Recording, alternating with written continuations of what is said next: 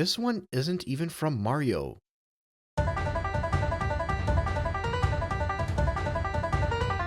Okay, more conspiracy time. So the Triforce Cup makes sense. They wanted to add Link, they wanted to add Hyrule Circuit. Pick the Triforce Cup, boom. Now I'm starting to think that the reason they actually picked the Egg Cup is because they figured, hey, we can do Triforce and that can be for Link. But we need another symbol for somebody else and that could be for them.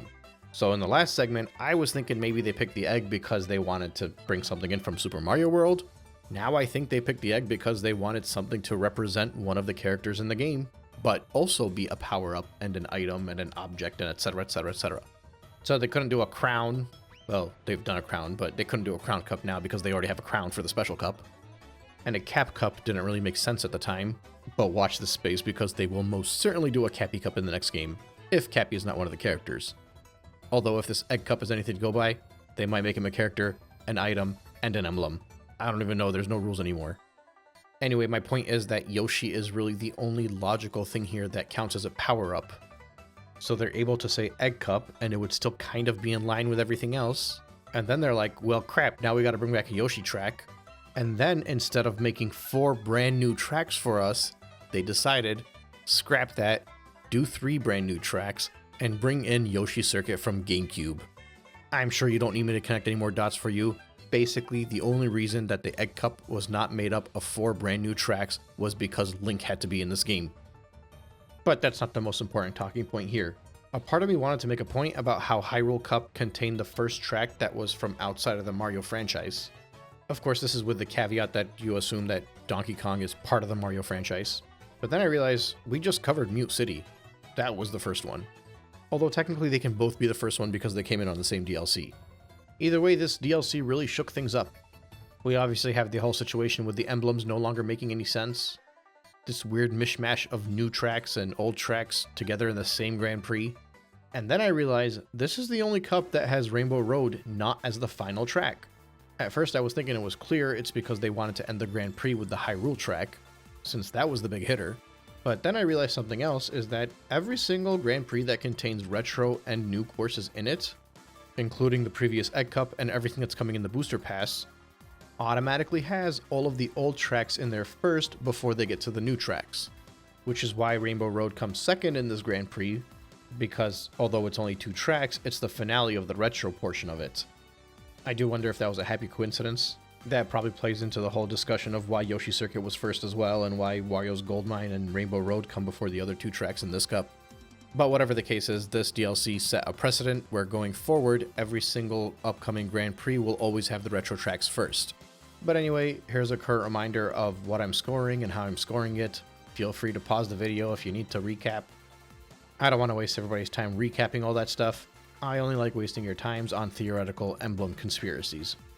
Anyway, the 10th cup of Mario Kart 8 Deluxe, that being the Triforce Cup, starts you off with Wario's Gold Mine from the Nintendo Wii, Rainbow Road from the Super Nintendo, the Ice Outpost, a brand new track, and Hyrule Circuit, also a brand new track from the Legend of Zelda series. Is Wii's Wario Gold Mine still popular as heck? I remember it was very popular back on the Wii days. I've played this version so much that I can't even remember how the layout of the Wii one was. But it adds on to what I've said in all the previous Wario tracks that I've covered so far. It's really dynamic, kind of crazy at times. It has a bunch of different shortcuts, even locations where you're going through a cave and being chased by bats. They added some good anti-gravity elements here to make it a little bit more enticing. The map layout is a simple circuit, but this track is not simple by any means. And as per usual, the fact that it's from the Wii and the fact that it's a Wario track is not even needed for my personal bias. I just love this track. I love how competitive it can get. I love the whole mine setting it has going, especially when you consider it's Wario, so obviously he's mining something. That something, of course, is gold. But whatever the case is, he has his shady system going over here.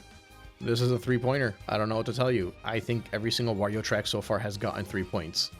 But I do often find myself revisiting this one, and I'm never groaning at the thought of playing it. Okay, so I actually have a lot of thoughts about the Super Nintendo's Rainbow Road, but those thoughts might be about Rainbow Road in general. I think I've mentioned previously, but the more competitive a Rainbow Road is, the more I enjoy it. I just want a pure track where you're racing and there are minimal obstacles. I don't need it to be completely flat terrain with nothing exciting going on. This is Mario Kart after all. I'm not looking for a 1v1 final destination type battle, but I want to be tested and I want to feel like if I do good, I'm going to win. Obviously not counting for blue shells. This is the third Rainbow Road I've covered so far. I didn't feel that was the case with the first one, that being the Mario Kart 8 version. The Nintendo 64 Rainbow Road did a lot better, but it still had a little bit of wackiness to it. I don't know that I'll change my mind later when we get to the 3DS and the Wii versions of Rainbow Road, but I'm pretty sure the Super Nintendo version is my favorite. And I'm strictly saying that because I think this is the one I've played the most. The credit probably goes to my cousin. I think he tends to pick this one a lot because he thinks he's the best at it. And maybe he was at one point, but the more he's picked it, the better the rest of us have gotten at it. The track is all around very simple. Really, you gotta master the turns. They're all sharp turns with minor obstacles in the way, and little areas where you can potentially save a little bit of time by jumping around a tight turn. There's also thwomps on the track that don't feel entirely useless. You may easily hit one of those during the race, if not more than one. Something about this track just makes it feel like it's a pure race, a pure test of skill. Again, by Mario Kart standards, so there's still items and everything involved. But I know when this one comes up, I'm leaning forward, I'm focused, and I'm playing through and hoping that I can win. Because sometimes falling off the track once is what decides it on this one, but that's after hundreds of races. That being said, I'm obviously going to give this one 3 points. Next up is Ice Ice Outpost. I don't know why, I always thought this one was inspired by Ice Climbers. But now I'm realizing there's absolutely nothing to do with Ice Climbers in here. I mean, it's not something that I've obsessively thought about, but there was a few times where I was like, oh yeah, it's the Ice Climbers track. But then, no, there's nothing Ice Climbers related here. Does anybody know? Someone leave a comment. It is unique because it is an ice stage and we usually only get 1 or 2 of those per game, but it is kind of cool that you don't actually spend that much time driving on ice or snow. Rather, you're spending your time on this split yellow and green anti-gravity track. I think it's cool how the 2 different tracks take turns changing elevation so that you can easily fall off of one and land on the other. It's a good way to keep things competitive so that players don't feel like they're completely distanced from somebody else. It also allows the driver to use some tactics to figure out which one is the more optimal route to take at which specific time. I don't usually find this one to be a crazy difficult track. If anything, it feels kind of simple. It seems like the main focus here is the fact that there are 2 halves of a track. Honestly, in a lot of ways, this is kind of boring.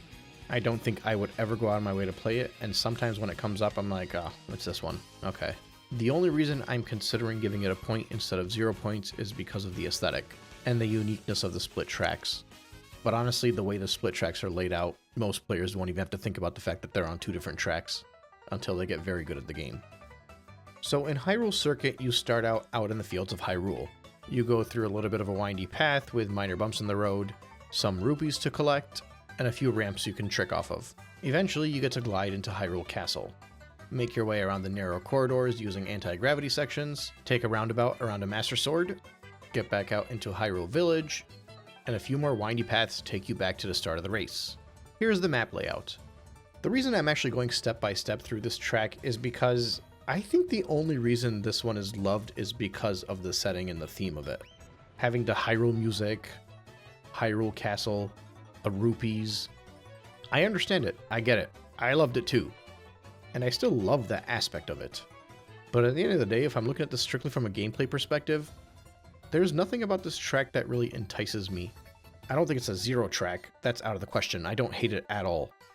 But if you were to remove all of the Zelda stuff in here, it might be.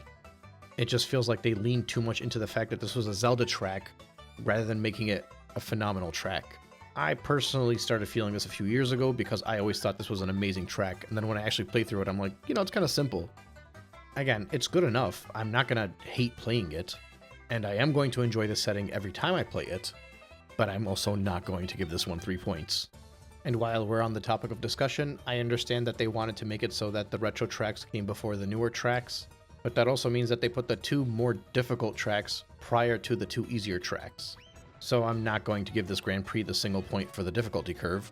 And since I'm already kicking Epona while it's down on the floor, while I find the aesthetics of these stages to be pretty good at keeping themselves distinct and diverse, no matter which track I'm playing, I feel like I'm just going in a giant circle the entire time. And I know that many of you will argue that, in essence, when you're playing Mario Kart, you're just going in a circle racing. But I promise you, as somebody that's been scrutinizing every one of these Grand Prix, you eventually start to feel when one of them is more unique than another. I'm not prepared to give this 0 points, obviously, because that would be absurd. But instead of 3 points, I think 2 points for diversity fits in this instance. So let's quickly tally all of this up. The Wii's Wario Gold Mine earns itself 3 points. The Super Nintendo's Rainbow Road earns itself 3 points. The Ice Ice Outpost earned itself 1 point. And Hyrule Circuit earned itself 1 point. And the whole Grand Prix together gets 2 extra points for being kind of diverse, rather than fully diverse. There is no point for the difficulty curve, which means we are at 10 points. Not as bad as it sounded when I was going through it, but I guess that's because of the 2 retro tracks bringing up the average. Either way, this wraps up the tracks from the first DLC. Next, we'll be looking at the first Grand Prix from the second DLC, the Crossing Cup, based off of Animal Crossing.